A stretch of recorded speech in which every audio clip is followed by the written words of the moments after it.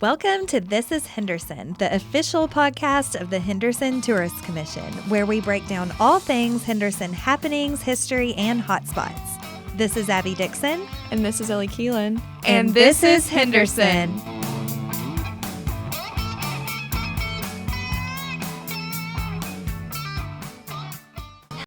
Okay, everybody, we are back on the This is Henderson podcast for episode 6. This is a special edition, so we're kind of scrapping the regular formula because we have a special guest in the house today. We have Commissioner Mike Mangeot with us from Frankfurt.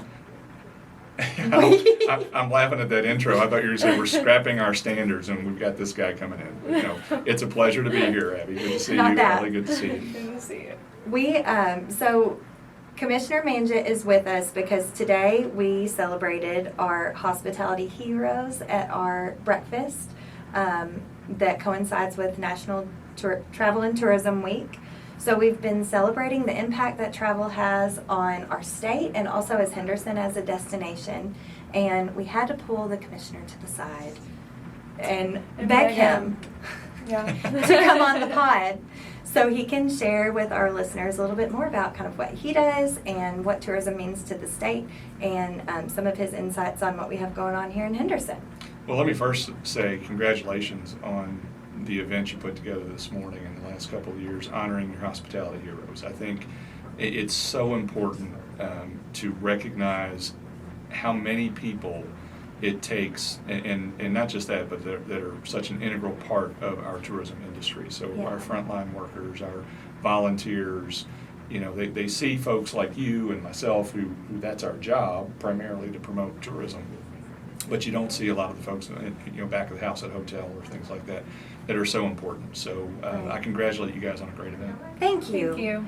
We so this was the second year that we had the event, and what we found is, you know, the moments that our visitors really remember, it's not about the big attractions. I mean, those things are obviously very important, but what they're taking with them is the way that they feel when they're in Henderson and that hospitality that is shown to them. Yep. And it's the people that make the experiences so special. Oh, I couldn't agree more. I tell people all the time, my job is really not to sell a destination. Mm-hmm. It's to sell experiences. Right. And I say a lot of times that if you think on your most memorable favorite vacation you've ever taken, it really boils down to an experience that you had at that attraction or an interaction with the people in the community. You know, we do a survey every year of our visitors. We had just about 76 million visitors last year. Mm-hmm. Came into Kentucky, and we don't survey all of them obviously, but we do some research, and without fail, every year when it comes back, one of the top 5 things people say that they remembered and appreciated and what made their visit special were the people in Kentucky and the hospitality that they were shown, and that's in all parts of the state. Right, it's invaluable too, you know, for that experience. So Southern hospitality. That's right. Starts here. It's a real thing. It is. Okay, so Mike, we're going to back up a little bit. Will you just tell us a little bit about yourself? I could read the bio again. Oh, please don't. Please don't. I'd rather hear it from you. Sure. Well, I serve as Commissioner of the Kentucky Department of Tourism. Our mission is really to boil it down. We have a very long, flowery mission that you know gets into it. But the bottom line is our job is to promote all parts of Kentucky as a travel destination in order to generate economic impact. Our office oversees a lot of the marketing and advertising for the state. Obviously, as a tourism destination, we do what are called FAM trips, familiarization trips, where we're bringing writers and tour operators in so that they can experience it and then go back and tell people about it. The social media presence, our webpage, etc. Mm-hmm. So I oversee that. This is my second tenure in the office. Congrats. Actually, thank you. You made it back. Actually, it's my third stint in the office, and 20 years ago I served as deputy commissioner under a gentleman whom I consider my mentor, Bob Stewart, who unfortunately has passed away. But Bob taught me a lot about the tourism industry. I was a newbie to it. My father was in it many years prior, but I never was while Dad was alive. So Bob was my mentor. I then, due to an administration change, I left, ran the Kentucky Association for Economic Development, came back as tourism commissioner, left again because of an administration change. And I went and ran Bardstown Tourism for a couple of years before Nice. coming back. Bardstown. Bourbon comes from Bardstown. Bourbon comes from Bardstown, that's Yep. right. You know, when we were trying to, Louisville, to their credit, had really embraced the bourbon tourism aspect of it. As a matter of fact, Mayor Fisher at the time coined the phrase bourbonism. Right? I like that. And it almost became a running joke when he'd go to a tourism event. You know, kind of like every time he says it, you have to drink. But we couldn't do that because he said it a lot. Would have been bad news. But the good thing, you know, I applaud Louisville for doing that. Of course, Louisville's the biggest destination marketing organization in the state. Right. And in Bardstown, I couldn't compete with them Right. from a paid advertising standpoint. So what we really wanted to do with that campaign, The Bourbon Comes to Bardstown, is just make a really bold statement and say, look, we're planting our flag, and So we are. and here we are, and it's been very successful. So Yeah. I'm proud of that. Good. You should be. That's every time I hear someone even say Bardstown, my mind immediately says, I mean, I don't say it out loud, but bourbon comes from Bardstown. So I just took a girls trip there, so Yeah, Fun and, place to it's, visit. it is super fun. you know, bourbon tourism has changed so much over the last 10 to 15 years. We call it the Napafication of bourbon. Yeah. And what I mean by that, when Napa first kind of became famous after in the early 70s, and when they won some international wine competitions and suddenly, you know, beat the French and all this other stuff, and suddenly all the wine connoisseurs were like, well, what's this place Napa? And it really was just for the, I call them wine snobs, right? The ones who just were worried about that. Well, now when I think of Napa, I don't think just wine. I think wellness, and I think culinary, and I think Yeah. so many other things. In class and Right, and Yeah. private investment has come now. Some of the, you know, the French Laundry, which is probably rated one of the best restaurants in the world, if not the best, is in Napa. You've got multiple destination spas and resorts. So with bourbon, we're starting to see that type of investment. The distilleries really embrace the tourism economy. Again, Maker's Mark was the first to do it. Maker's has done it since they opened their doors.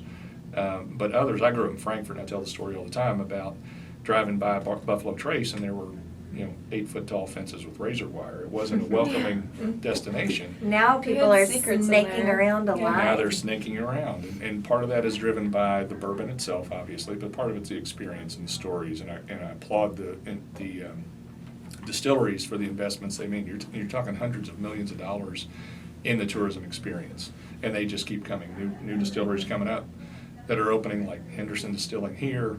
You know, they'll start with their manufacturing portion, as they should. They've got to get their product up and running, but eventually they're going to come back and do that visitor portion. And restaurants and lodging and bars and cocktails and everything else. So that's why we call it Napafication of it. And I think it's happened a little bit faster on a more expedited time frame than what happened in Napa. You know, and Andrew and Meredith Powell, who are our local folks kind of leading the charge on Henderson Distilling along with their local investors, they really, you know, early on in making their plans, they took a group of us up to Louisville, and we visited a few of the distilleries. And they really wanted this group to see, yes, we're going to be making bourbon, and there's the manufacturing side of that, but we want to replicate, but with our own flavor, this visitor experience. So the tourism side of things is so important to them. They will be located right here downtown on Main Street. So I really can't wait to see how things unfold as they get open. Meredith will be the master distiller, and I'm a girl power girl for sure. So I'm really excited to cheer Meredith on as master distiller. She'll be joining our board, I believe. Oh, that's Here at fantastic, the yeah. tourism office. So lots of exciting things. So we jumped into bourbon pretty quickly, but I do that. I tend to do that. it's easy to do. It's easy to do. Can you tell us a little bit about like the economic impact that you've seen through bourbon on the state, and you know how you see Henderson being a part of that? Sure. I don't have the specific numbers for the bourbon economic impact, but it's substantial. It's in the billions of dollars in Kentucky. It's one of our leading exports beyond that. As far as, you know, and again, go back to 10 years ago, if you wanted a bourbon experience, and most of the bourbon trail distilleries within about a 90-mile radius in central Kentucky. Mhm. With the growth and popularity of bourbon as a product, and now as a tourism destination, we're starting to see it really filter throughout the state, which is fantastic because usually there are so many on the trail now, and again, some that aren't, like Buffalo Trace and others, but there's so many distillery experiences available now. I think we're up to over 65 Mhm. in the state. You can't do them all in a weekend. So Right. it gives people a reason to come back and visit a different part of the state. Right. And our visitor profile again always says, when people come to Kentucky for the first time, they're usually very surprised. Mhm. I'm surprised it's so pretty. I'm surprised how friendly the people. I'm surprised, Pleasantly surprised. very pleasantly surprised that I could have this type of experience. And they become repeat customers over and over and become advocates for us as a travel destination. So it gives them a reason to come back and say, well, I've been to Lexington and I've done those distilleries, or I've been to the Louisville area and done those distilleries. Where else in Kentucky can I go? And now having this in Henderson, having it in your downtown is really important too, because it's going to drive traffic to other businesses downtown. Right. So for us at the Department of Tourism, how we use bourbon, we have 7 pillars that we market. Mhm. Bourbon is one of those. These are in no particular order. Bourbon, horses, the outdoors, music, culinary, history, and the arts. Okay. So, and obviously those are very broad. Right. But for us with bourbon, it has become our calling card. Again, going back 10, 15 years ago, if you were talking to an international tour operator or an international visitor and said, what do you know about Kentucky? They might know the Derby. Mhm. Depending on what country you were in, they might know bluegrass music. They all knew Kentucky Fried Chicken. Yep. And people will laugh at that, but I'll They know it. take Yeah. it. Well, now when you talk to them, bourbon's one of the first things they say. That's great. So, it's our calling card. So when we do major trade shows, we always incorporate some type of bourbon experience with it. When we bring the folks in on FAMs, not always because they may not be interested in bourbon, but it really is what we use as when you make 95% of a world's product. You use it. You use it. Mhm. And that Tennessee whiskey stuff, that doesn't count. Sorry. Ooh. And that biggest Tennessee whiskey is owned by a Kentucky company. I always remind people. Okay. But anyway, the jobs that it's generating, the tourism impact that it's generating, the bourbon industry, and the future growth, which is primarily going to be over the next 20 to 25 years as an industry for bourbon, is going to be international. Mhm. And so that is absolutely what we lead with internationally. I mentioned this earlier today in my remarks. A domestic visitor in Kentucky, who is our base, and obviously we want to expand that, spends about $118 a day Okay. on their visit. An international visitor is over 700. Oh my goodness. Wow. So it's a much, much smaller percentage of our visitation numbers, but Mhm. the spend is incrementally or exponentially larger. So if we could capture some more of that, that would be Yeah. very good. Yeah, and the great Yeah. thing about it is the international travelers we're getting for leisure, it's not their first trip to the States. They're Right. they're going to hit the gateways. They're going to go to New York. They're going to go to LA. They're going to go to Orlando to see the Big Mouse. They're going to do all that stuff. We're their second, third trip. But at that point, they don't want to see that. They want to see really Real life. real life downtown. They want to come to Henderson, Kentucky. And they do. And see the downtown and see the river, and if the river boats are here, I mean, it's their dream. Mhm. The challenge is letting them know about Henderson, Kentucky. Right. So, because there's so many options out there. And you remarked earlier at the event, you were talking about, your visitor log. So whenever folks come in and you ask them to sign the guest book when you were in Bardstown. And we call our version of that, well, I call it our love letters from visitors. Yeah. And whenever you're kind of having a rough day, you can flip through that and read all of the nice remarks. Mhm. And it is so interesting to look back and to see where all of these folks are coming from. And we see folks from all different states, but also different countries. And there's one page that I don't know, it wasn't even an event that was driving this. It was just random folks walking in. We had someone from Bordeaux, France, and then next up, someone from Australia. Yeah, it was a whole family. I think. Yeah. Well, these were different groups. Right. A whole family from Mhm. Australia. And then next up was someone from Canada. And it's really interesting. I wish that all of our residents could come spend just a few days in the Welcome Center so that they could see our community from our visitors' eyes. And the folks that are coming to experience what we have to offer, they're truly coming from around the world. I just had a lady 2 days ago from Wisconsin, and she was just visiting, and she was with her partner, and they were talking about how they were coming to move, and they wanted to visit before they did. And I just think that that's really interesting too. Mm-hmm. Yeah, nobody has ever relocated, whether it's personally or a company, moving a business or starting a business without visiting first. Mm-hmm. And a good friend of ours, Mary Quinn Raymer at Visit Lex, and I always give her credit for this because she's the first one I ever heard say it, said tourism is the first handshake of economic development. And it really is, because when there's a project out there that's looking to relocate, and we don't have to get into the details, but they're looking at school systems and land prices and incentives and all that. If you get contacted nowadays, you're on the finals. You're in the final selection process. What tips the scales many times is the community. How they feel. How they feel. Are they welcoming? Is it a place where I would want to raise a family, or my employees would raise a family? Are there things for them to do? Are the arts prevalent? Is there an orchestra? Is there a ballet? Is there museums? What restaurants are here? Mm-hmm. And when you think about that, that's everything that we promote. It is. It's everything we promote. And Abby, you were talking about your residents not seeing it, and I say this a lot when I give presentations. We're an invisible industry a lot of times. Mm-hmm. And what I mean by that is, if you're not in this, if you're not seeing these visitors come in, you don't own a retail business, you're not a hotel or an attraction or a restaurant, if you work in a doctor's office, if you work in an insurance company, whatever it may be, and you're not seeing these people, it's invisible to you. I mean, you just don't, you're just not interacting with them. Mm-hmm. So sometimes they look at when you say that with maybe a jaded eye. But it's real. We're not sitting there filling out the guest books by ourselves. Whose turn is it? Where are you going to be from today? And the other thing that I like to ask people is, be a tourist in your own hometown. Mm-hmm.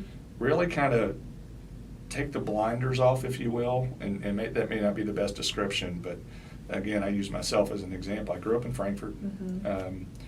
My mother worked in the Capitol. Mm-hmm. I would drive by the Capitol every day. In high school, there was nothing to do in Frankfurt, right? Don't you love when locals say there's nothing to do here? We're all guilty of it. Yeah. We're all guilty of it. We would actually sit up and down on Capitol Avenue with our friends and just hang out. Mm-hmm. But you never looked at the Capitol as, gosh, look how pretty that is, or as a tourism destination. I bring people in now, or even then, we would bring family members down, and they'd see it, and they would get so excited, and they wanted to tour. Look how pretty it is. You just get so used to seeing exactly right. the same things over and over again. It's the background noise of your life. So I encourage people, be a local tourist. And we can help you with that. Yeah. If you're looking for things to do, stop by the depot. We can hook you up with Check out a our full socials. weekend. Yeah. That's right. And I think that is so important. Something that we talked about today. I really believe we all have a responsibility for being ambassadors from wherever we're from, wherever we call home.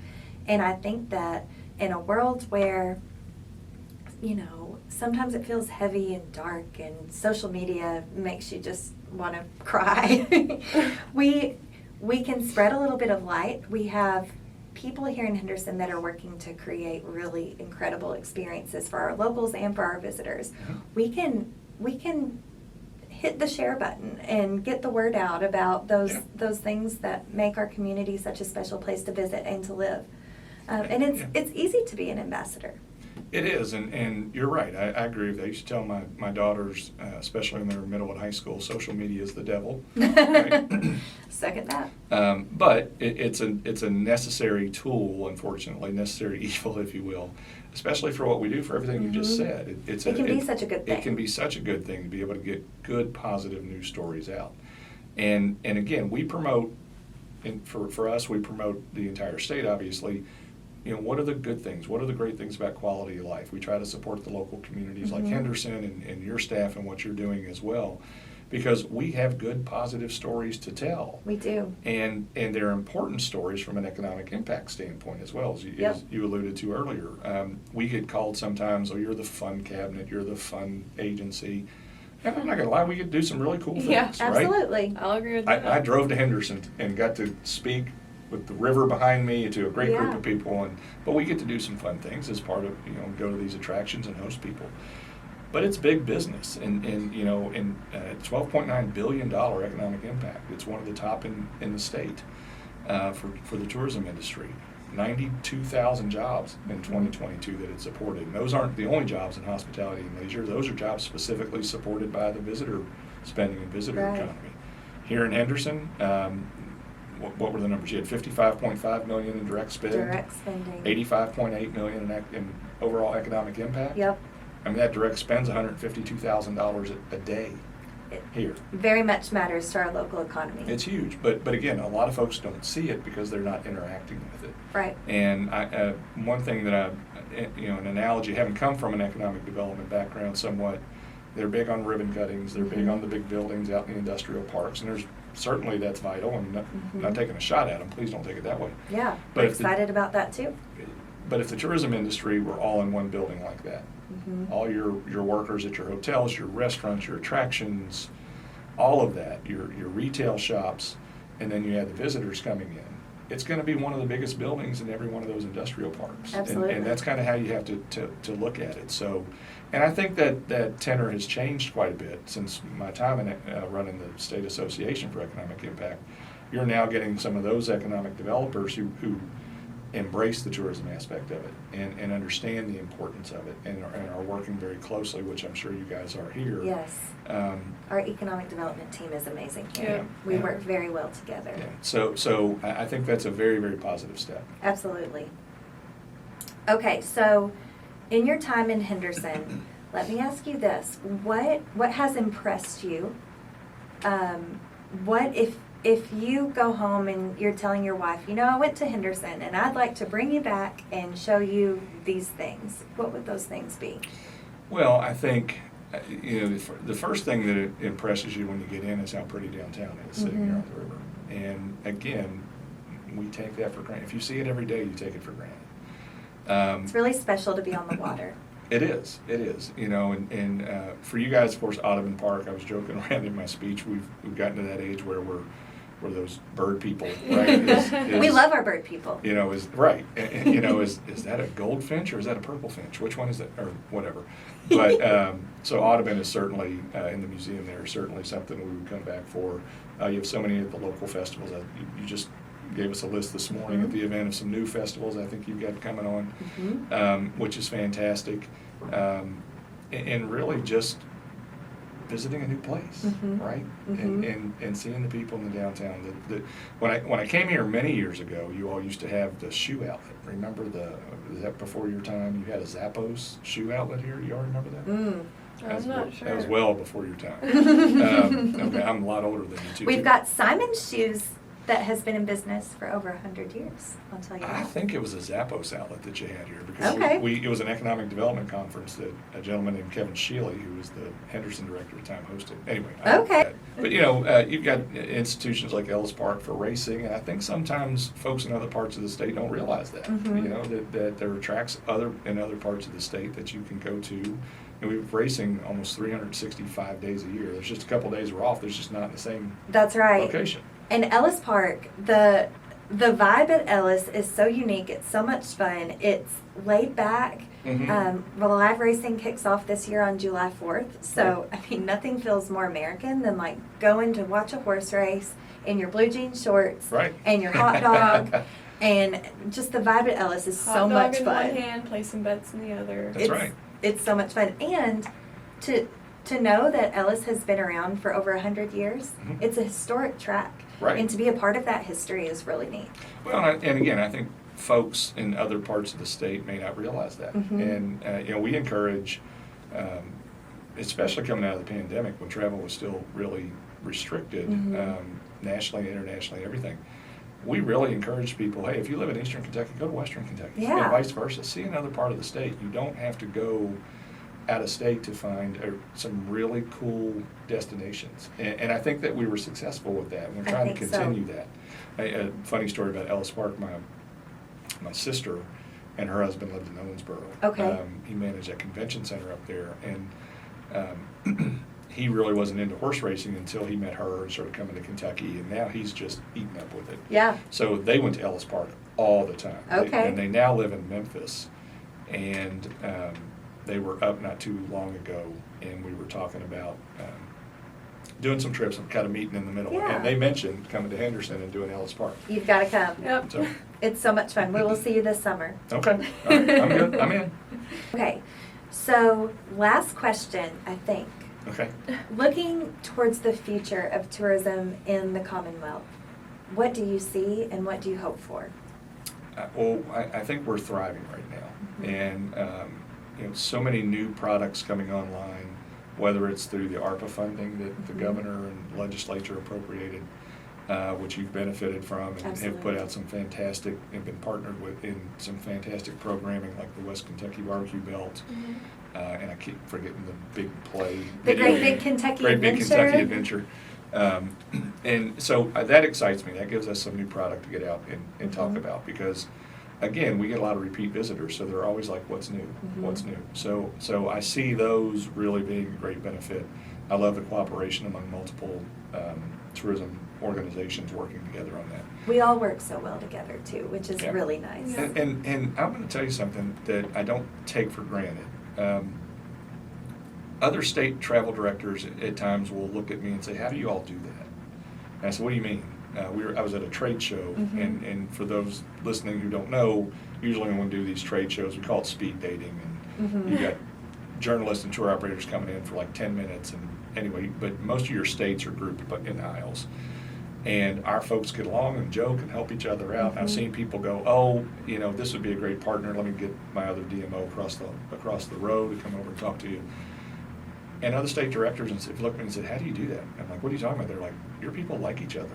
Oh, we love each other. And I said, and I laughed literally, and I said, well, first, I have nothing to do with that, but it's just how Kentuckians are. We I work think it together. is. And- I don't know how we do it. We just. Well, do and it. I think we traditionally, and I give a lot of credit to those who've come well before me, it really has been a very collegial, collaborative group in Kentucky, Mhm. because we don't have the budgets that other places do. We have do to not. partner together. So that's important. I think, and hopefully, to get back to your question, I think hopefully in the future, we'll see some other collaborations coming out of that, some creative I think so. opportunities that have come out of that. As far as, we've talked about the bourbon industry and where that's growing, I don't really see that slowing down for a while, Mhm. that bourbon visitation. I think as we raise our national awareness level, Mhm. and it's no longer what does Kentucky have to offer, it should be what's next for me to do in Kentucky. I love that. Yeah. So for me, one of the things that we really want to do, not to get too far in the weeds, is we really need to develop some more direct flights. Mhm. Even though about 90% of our visitation comes via auto, Mhm. and that's fine. You've got Interstate 65, Interstate 75, Upper Midwest still remains a strong driver for us. I-69. I-69, so Kentucky is kind of a crossroads there. But the ability to be able to get some direct flights internationally and domestically are important. We have two direct international, one to Northern Kentucky, one from London Heathrow on British Airways, one on Delta from Charles de Gaulle, Paris. But we have none from Germany. We do have one from Toronto and CBG as well, but not into those other airports. So that really drives traffic. Mhm. So trying to open up some of those markets, those are not, nationally are not back to pre-pandemic levels yet. And as I was saying, that domestically we're doing very well, internationally we're doing very well, but when international gets fully back, if we Mhm. can get some of that market share from some other markets, then I think you'll really see an exponential increase as well. Well, we are excited to experience that for sure. Okay, so we are sending you home today, Mike, Yep. with a bottle of Farmer and Frenchman Special Reserve Rouge. And I will tell you, I spoke directly with the Frenchman, Hubert, and he said, this is a good bottle of wine. Well, fantastic. Thank you very much. I appreciate it. So, shout out to Hubert. Thank you for your help. Yes, I thank hope you. I did you a solid on that accent. And we ate there when we were here in December, I guess, for KCBB. We ate Yeah, there, and that's it was right. Oh fantastic. my gosh, it's a special spot, and I'll tell you, they have guest cabins on Mhm, site yep. on the property, so it's a really great spot for a romantic getaway, a long weekend. You can make that your home base and come experience other things in Henderson, or honestly, you could just stay there for a weekend and unwind and decompress. Yeah. Either way, you can't go wrong with that. And we're also sending you home. I'm going to sneeze. Hold on. Yeah, take this off. I knew it was coming. So now. Allergies. No. Okay, I'm good. Sorry. Okay. No, you're fine. We are also sending you home with a little Henderson, Kentucky baby onesie because Mike is a brand new grandfather. Woo-hoo. Would you like to comment on that? Oh, yeah. If you look at me, you'll be shocked at how young I am to be a grandfather. No, it's fantastic. We were up there for her birth, and it fell 2 days before the Derby, so I didn't go to Derby this year, and I was happy not to go to Derby this year. There's a new filly in town. There's a new filly in town, Annie Grace, and we're so excited. It was hard for me to leave. I had to go to that international trade show we were talking about, and then my wife and my other daughter left the next day after I'd left. Mm-hmm. But we're already going back up, so we're going Friday. So she'll have that on. I'll take a picture and send it to you. But it's perfect. It's at that age. My daughter, FaceTime's a great thing. Mm-hmm. Yeah. She FaceTimes us 16 times a day. Like, oh, look, she's awake and she's yawning, and we're like just eating up with it. Yeah. And I have always waited for this, and I never understood how my father acted when he became a grandfather, but I get it now. So I was holding her. We were up there, and she did what babies do. Yep. And I just held her out to her father and said, "Here you go. Here you go. I've done my time. Your turn. Your turn to change her." And so you get to play and just give it back. So Yeah. I'm very excited. Well, congratulations. I know it's Thank a very you, and special thank you for time. that. That's very much appreciated. We are so glad that you were back with us this year. I think, the warm feelings of hospitality were running rampant throughout the room this morning. Well, as I said, Yeah. it was a great event you all put on, and I applaud you for doing it. And I want to give you some kudos. You guys do such a great job. You're such great representatives for Henderson, for the Kentucky tourism industry. You're so well respected throughout the state, and anything Abby that, does so much. yeah. Well, and I'd say that for your whole Abby, but your whole team. We have a great team. And it's I know your partners here, your board and everybody really respect and support what you do. Thank And you. so congratulations to you. Thank you. It's a good week to be celebrating tourism and travel, that's for sure. Yes, Yeah. it is. Okay. Well, on that note, Commissioner Mangeot, thank you so much for everything you do for the Commonwealth, for us here locally. Thank you to your team. We've got all-stars in Frankfurt working on our behalf. So we appreciate you, and we appreciate our listeners for tuning in. So until next time, this is Henderson.